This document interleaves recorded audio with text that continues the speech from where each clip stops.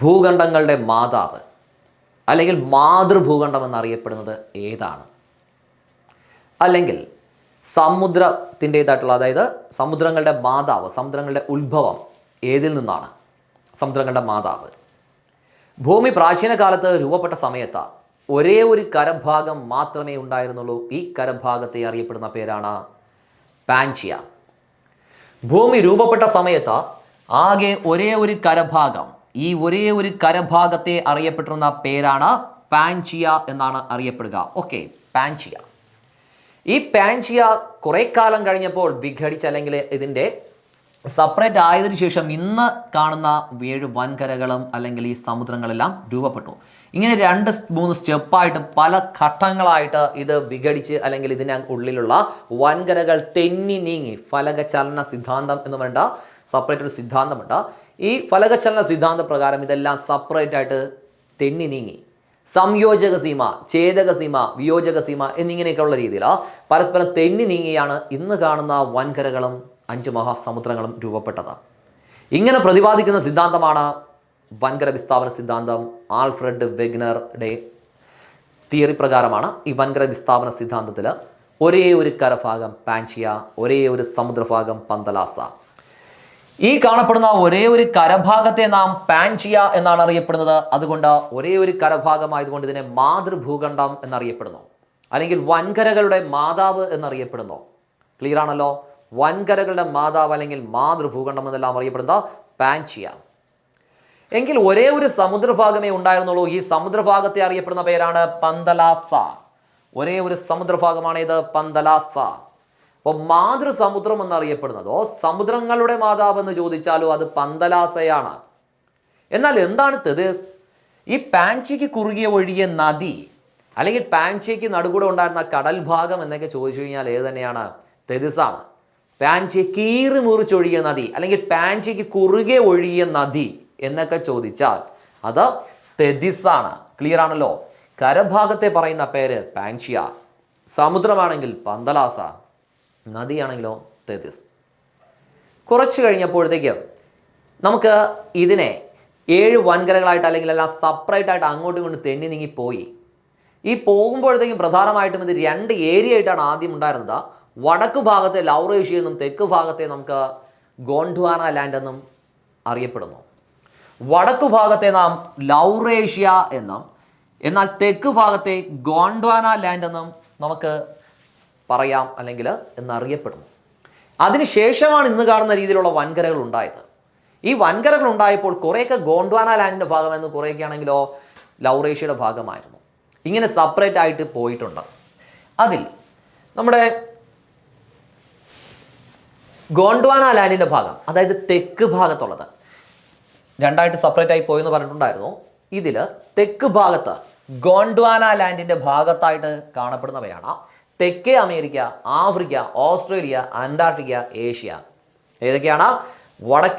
തെക്കേ America, Africa, Australia, Antarctica, Asia, തെക്ക് ഭാഗത്ത്. എന്നാൽ വടക്ക് ഭാഗത്തെ നാം പറയുന്ന പേരാണ് ലൗറേഷ്യ. വടക്ക് ഭാഗത്തെ അറിയപ്പെടുന്ന പേരെന്നാണ് ലൗറേഷ്യ. വടക്കായതുകൊണ്ട് വടക്കേ അമേരിക്ക, തെക്കായതുകൊണ്ട് തെക്കേ അമേരിക്ക. ക്ലിയർ ആണല്ലോ? വടക്കായതുകൊണ്ട് വടക്കേ അമേരിക്ക, തെക്കാണെങ്കിലോ തെക്കേ അമേരിക്ക. കൂടെ ആരുടെ ഉണ്ട്? യൂറേഷ്യ, അല്ലെങ്കിൽ നമ്മുടെ യൂറോപ്പ് കൂടെ ഉണ്ട്. വടക്ക് ഭാഗം ലൗറേഷ്യ, വടക്കേ അമേരിക്കയുണ്ട്, യൂറോപ്പും ഉണ്ട്. വടക്കേ അമേരിക്കയുണ്ട്, യൂറോപ്പും ഉണ്ട്. ബാക്കി എല്ലാവരും ഇവിടെ ഉണ്ട്. തെക്ക് ഭാഗത്ത് ഗോണ്ട്വാന ലാൻഡിൻ്റെ ഭാഗത്തുണ്ട്. തെക്കേ America, Africa, Australia, Antarctica, Asia ഇവയെല്ലാം ഗോണ്ട്വാന ലാൻഡിൻ്റെ ഭാഗം. അങ്ങനെയാണ് നമ്മുടെ ഭൂമി ഇന്ന് കാണുന്ന രീതിയിലുള്ള വൻകരകളും സമുദ്രങ്ങളുമായത്. ഇങ്ങനെ പ്രതിപാദിക്കുന്ന സിദ്ധാന്തമാണ് ഇത് വൻകര വിസ്ഥാപന സിദ്ധാന്തം. ഈ വൻകര വിസ്ഥാപന സിദ്ധാന്തത്തിന്റെ ഉപജ്ഞാതാവ് ആരെന്ന് ചോദിച്ചു കഴിഞ്ഞാൽ ആൽഫ്രഡ് വെഗ്നറാണ് വൻകര വിസ്ഥാപന സിദ്ധാന്തത്തിന്റെ ഉപജ്ഞാതാവ്. ഇയാളൊരു, അല്ലെങ്കിൽ ജർമ്മൻ ശാസ്ത്രജ്ഞനാണ് ഇദ്ദേഹം. ഓക്കെ, ജർമ്മൻ ശാസ്ത്രജ്ഞനായ ആൽഫ്രഡ് വെഗ്നറുടെ ഒരു പുസ്തകമുണ്ട്, അല്ലെങ്കിൽ ഒരു പ്രത്യേക ഒരു തിയറി ഉണ്ട് ഈ വൻകര വിസ്ഥാപന സിദ്ധാന്തത്തെക്കുറിച്ച് പ്രതിപാദിച്ചത്. The origin of continents and oceans. Origin of continents and oceans എന്ന ഈ പുസ്തകത്തിലാണ് ഈ നമ്മുടെ വൻകര വിസ്ഥാപന സിദ്ധാന്തം ആദ്യമായിട്ട് ഇൻട്രൊഡ്യൂസ് ചെയ്യുന്നത്. ഇതിന് ഒരുപാട് തെളിവുകളൊക്കെ നിരത്തേണ്ടി വന്നിട്ടുണ്ടായിരുന്നു. കോണ്ടിനെൻറ്റിൽ നിന്നും കിട്ടുന്ന സ്പീഷീസിൻ്റേതായിട്ടുള്ള ജനിതക ഘടന DNA എല്ലാം അതിനോട് തൊട്ടപ്പുറത്ത് കിടന്ന ഒരു കോണ്ടിനെൻസിലുണ്ടായിരുന്നതും തമ്മിൽ ഒരുപാട് ബന്ധമുണ്ട്. ഇത് പണ്ട് കാലത്ത് ഒരുമിച്ചിരുന്നതാണ്, പിന്നീട് സെപ്പറേറ്റ് ആയി പോയതാണ്. അവരുടെ DNA ഉണ്ടാകുന്ന സാമ്യം, ഭൂപ്രകൃതിയിലുണ്ടാകുന്ന സാമ്യം, അല്ലെങ്കിൽ ഒരു കോണ്ടിനെൻറ്റിൻ്റെ അരികിൽ ഉണ്ടായിരുന്ന പർവ്വതങ്ങളും തൊട്ടടുത്ത് കിടക്കുന്ന കോണ്ടിനെൻ്റ് ഉണ്ടായിരുന്ന പർവ്വതങ്ങളുടെയും ഘടന ഒന്നാണ്. ഇത് രണ്ടും പണ്ട് ഒരുമിച്ചിരുന്നു, പിന്നീട് സെപ്പറേറ്റ് ആയിപ്പോയി. ഇങ്ങനെയൊക്കെ ഒരുപാട് വാദഗതികളൊക്കെ നിരത്തിയിട്ടാണ് ആൽഫ്രഡ് വെഗ്നർ ഇതിനെ സൈദ്ധാന്തികമായിട്ട് പ്രൂവ് ചെയ്യുന്നത്.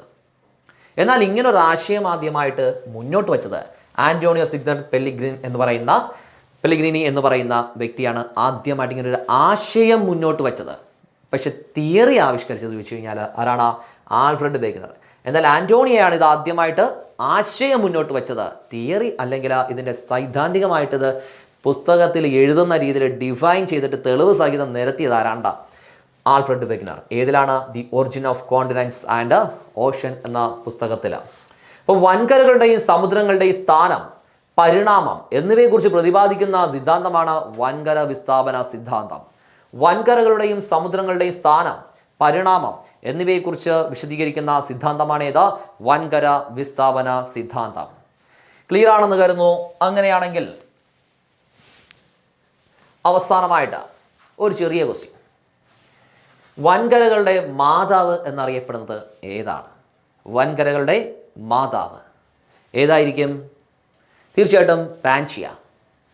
വൻകരയുടെ മാതാവ് അല്ലെങ്കിൽ മാതൃഭൂഖണ്ഡം എന്നൊക്കെ അറിയപ്പെടുന്നത് പാൻജിയ. എന്നാൽ സമുദ്രങ്ങളുടെ മാതാവാണ് ഇത്? പന്തലാസ. ഓക്കെ, സമുദ്രങ്ങളുടെ മാതാവാണ് ഇത്? പന്തലാസ. അപ്പോൾ തെതിസ് എന്താണ്?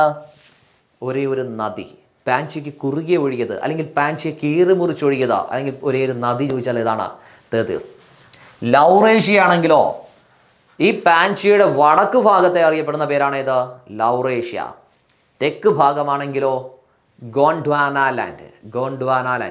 ഗോണ്ട്വാന ലാൻഡിലാണ് തെക്കേ അമേരിക്കയും യൂറോപ്പെല്ലാം വരുന്നത്. ഗോണ്ട്വാന ലാൻഡ്. വൻകര വിസ്ഥാപന സിദ്ധാന്തം, ഇതിൻ്റെ ഉപജ്ഞാതാവ് ആൽഫ്രഡ് വെഗ്നർ. ഇത്രയും ക്ലിയർ ആണെന്ന് കരുതുന്നു. ഒരു ചെറിയ ഒരു ടോപ്പിക്കാണ്. നമ്മുടെ ഭൂമിയുടേതായിട്ടുള്ള അല്ലെങ്കിൽ നമ്മുടെ വേൾഡ് ജിയോഗ്രഫിയുടേതായിട്ടുള്ള ബേസിക് ഫാക്ട്സ് കുറച്ചുള്ളതിൽ വളരെ പ്രധാനപ്പെട്ട ഒരു ടോപ്പിക്കാണിത്. ഇതിൽ ഏറ്റവും കൂടുതൽ റിപ്പീറ്റ് ചെയ്യുന്ന ക്വസ്റ്റ്യൻ എന്ന് പറഞ്ഞാൽ പാൻജിയ, പന്തലാസ, തെതിസ് ഇവയൊക്കെ തന്നെയാണ്. എല്ലാവർക്കും അങ്ങോട്ടും ഇങ്ങോട്ടും കൺഫ്യൂഷനായിട്ട് മാറിപ്പോകുന്നതാണ്. ഇതിലേതാണ് കരഭാഗം, ഇതിലേതാണ് സമുദ്രഭാഗം. ഓക്കെ, അപ്പോൾ എക്സാമിന് പലപ്പോഴും ബേസ്ഡായിട്ട് ചോദിക്കുന്ന കാര്യങ്ങളാണ് പാൻജിയ, പന്തലാസ, തെതിസ്. ഇവയൊക്കെ എന്താണെന്നാണ് കൂടുതലും ചോദിക്കാറുള്ളത്. പലപ്പോഴും നമുക്കിങ്ങനെ കൺഫ്യൂഷൻ വരാറുണ്ട്. ഇതിലേതാണ് സമുദ്രം, ഇതിലേതാണ് കരഭാഗം എന്നൊക്കെ ഡൗട്ട്. തെതിസ് വേറെ ബുദ്ധിമുട്ടൊന്നും ഉണ്ടാകില്ല, നദി, ഓക്കെ, കുഴപ്പമില്ല. പക്ഷേ ഈ പാൻജിയ, പന്തലാസ അങ്ങോട്ടും ഇങ്ങോട്ടും മാറിപ്പോകാറുണ്ട്. ഓർമ്മിച്ചോ, കരഭാഗത്തെ അറിയപ്പെടുന്ന പേരാണ് പാൻജിയ, സമുദ്രമാണേത് പന്തലാസ. കരഭാഗമാണേത് പാൻജിയ, സമുദ്രഭാഗമാണേത് പന്തലാസ. ഈ സിദ്ധാന്തം, വൻകര വിസ്ഥാപന സിദ്ധാന്തം, ആൽഫ്രഡ് വെഗ്നർ ഇതിൻ്റെ ഉപജ്ഞാതാവാണ്. ഈ തിയറി ഇത് ആദ്യമായിട്ട് ഇൻട്രൊഡ്യൂസ് ചെയ്ത പുസ്തകമാണെങ്കിൽ the origin of continents and oceans എന്ന് പറയുന്ന പുസ്തകത്തിലാണിത് ആദ്യമായിട്ട് ഇത് പ്രസിദ്ധീകരിക്കുന്നത്, അല്ലെങ്കിൽ ആദ്യമായിട്ട് ഇത് ആശയം മുന്നോട്ട് വെച്ചത്. ആശയമല്ല, ഡെഫിനിഷനായിട്ട് തിയറി മുന്നോട്ട് വെച്ചത്. ആശയമാണെങ്കിൽ ആൻ്റോണിയാണ് ആദ്യമായിട്ട് ഇത് ആശയം മുന്നോട്ട് വെച്ചത്. അപ്പോൾ ഇത്രയും ക്ലിയർ ആണെന്ന് കരുതുന്നു. ഇത് നമ്മുടെ ജിയോഗ്രഫിയിലെ ബേസിക് ഫാക്ട്സിനകത്തുള്ള ഇമ്പോർട്ടൻ്റ് ആയിട്ടുള്ള ടോപ്പിക്കാണ്. അപ്പോൾ നമുക്ക് ഇതേപോലുള്ള ബേസിക് ഫാക്ട്സ്, ഇതുപോലെ ചെറിയ ചെറിയ ലെസൺസ് ആയിട്ട് നമുക്ക് വീണ്ടും പഠിക്കാം.